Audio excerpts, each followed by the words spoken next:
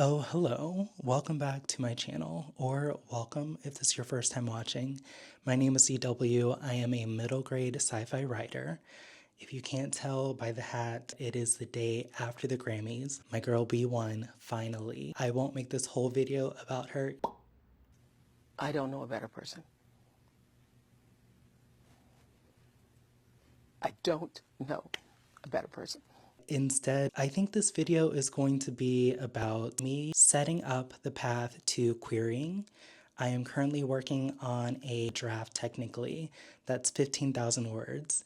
And my goal is to get this to a place where I can get it to literary agents, hopefully by the end of this year. And if I'm being a little bit more ambitious, my goal is to actually get this done and wrapped up by October. That's a lot of work within 9 months to polish this off.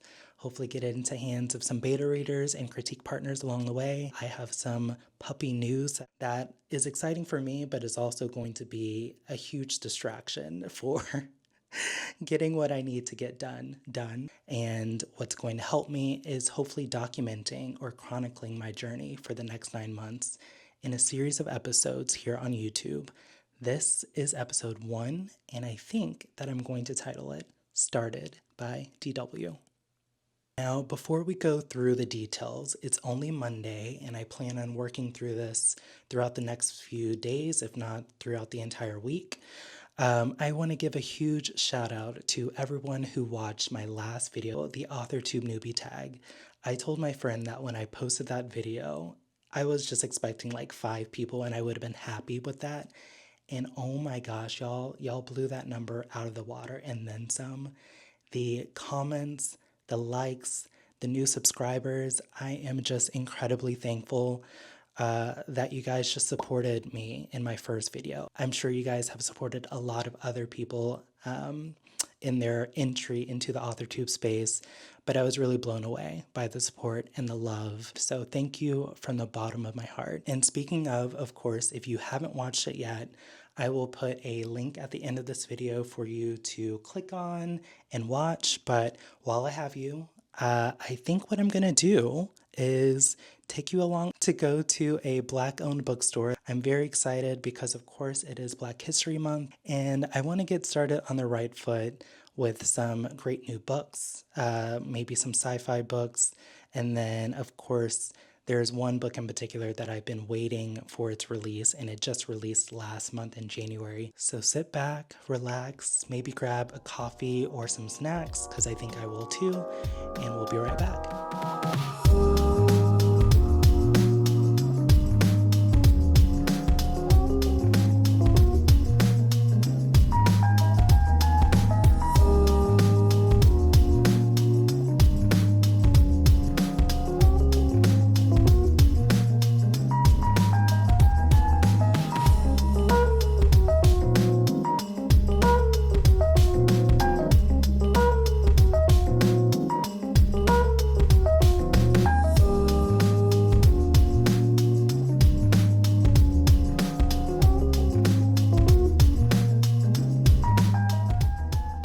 Okay, so we're back. I have books, I've had my coffee, I've eaten a snack or more.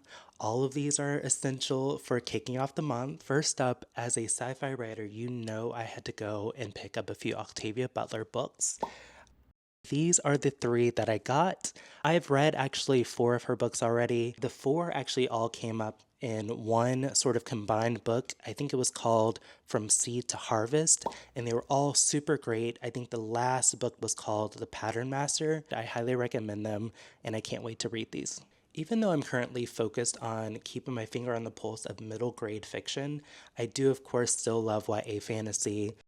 So the lady at the front desk recommended this book, which is Blood Debts, because when I told her about my book being set in the contemporary world with like fantastical elements, she was like, Blood Debts is pretty much the same thing. So I'm excited to read this too. Terry J. Benton Walker, I think, is also a queer Black writer. I don't want to out them, but I'm pretty sure that's the case. So, of course, I had to support. They only had paperback copies of those four books, and if you watched my previous video, you know that I love hardback copies over any other format, but I still decided to pick them up, and I'm excited to read them. Speaking of hardback, I really should stop saying that word or that phrase. But I love a good coffee table book. And the next one up is Black Ivy. This is a beautiful cover. I'm holding this very awkwardly, but let me do it this way. It's Revolt in style. I am an Ivy grad, so I just had to pick that up too. Like I said, it was a beautiful cover and it felt very apropos. Also, I got this cute little pin. Oh my gosh, I get to do this little, hold on, let me show it to you. I'm shaking, sorry.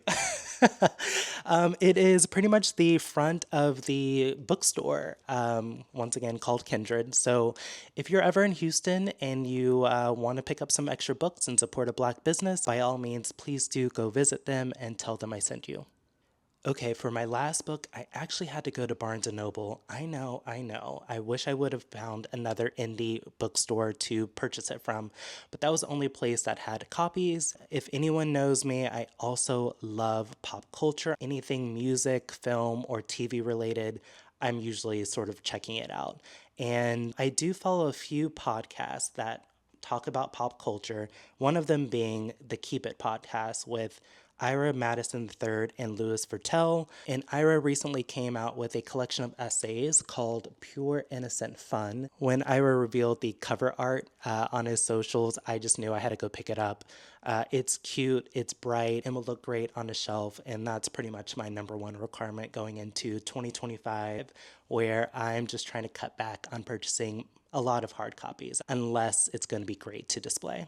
All right, we've done a little detour, and now it's really time for me to set up this plan, maybe do some writing in between before I come back and share with you exactly how I'm going to get this manuscript done.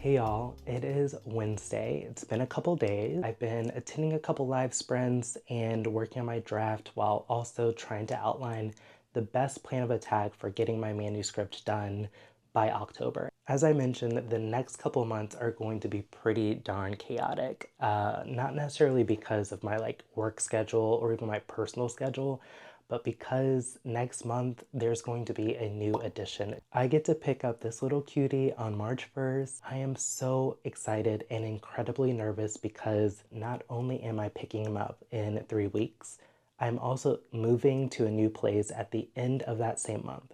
So imagine training a puppy, working a 9 to 5, packing. It's also my birth month. It's going to be crazy.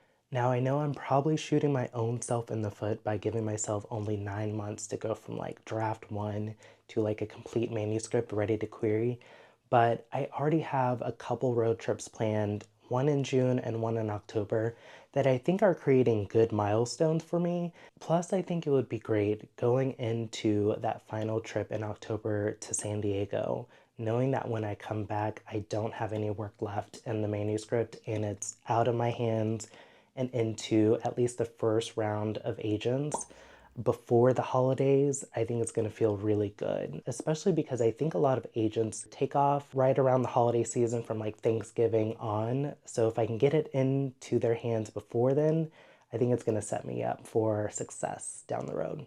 So yeah, based off of all of that, it's nerve-wracking, but obviously if things change or if I find that the manuscript needs a little bit more work, I can adjust down the road, but I'm not going to extend this for too long into 2025.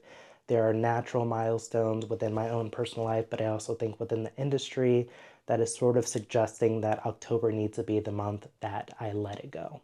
So for this month, the only objective is really to get my current draft of around 15,000 words to 50,000 words.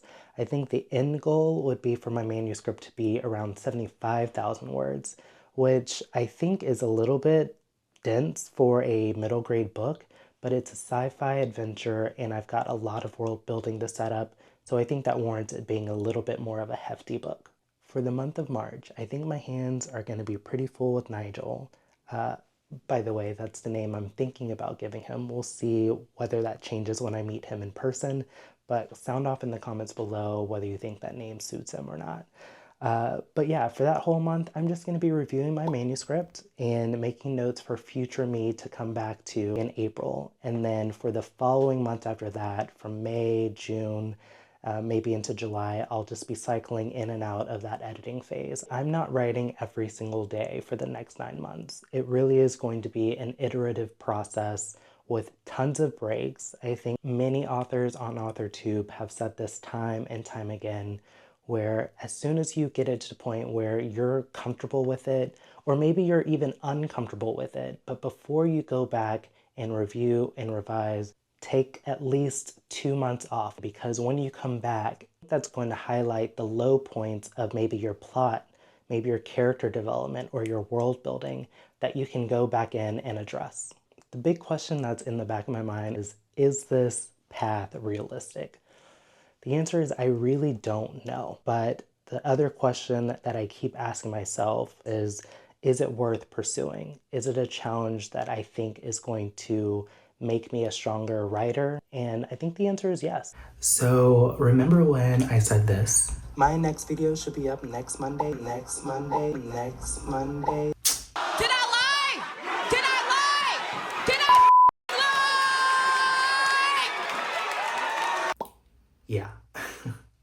It is now Thursday, February 13th. I know I meant to come back on Friday to give you guys an update. I did get 17,600 words, which is about a little bit more than 2,500 more words than when I started. So that's a win. It was not the 20K goal that I had going into that week. And I guess I should say that's not so good news, but life be lifin'. Some good news is I got Beyonce tickets, y'all.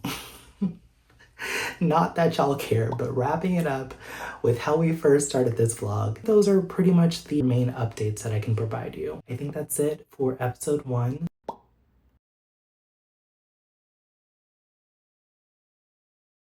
Tell me why I am really such a newbie here. I just wrapped up what you guys just saw, which was my outro to that vlog, and I realized I forgot to make probably the most important announcement ever, which is I am doing live sprints. We're going with the happy hours vibe. Alcohol is not required, but sort of recommended. This way we get to chat about everything under the sun, a little bit of gossip, some pop culture, music,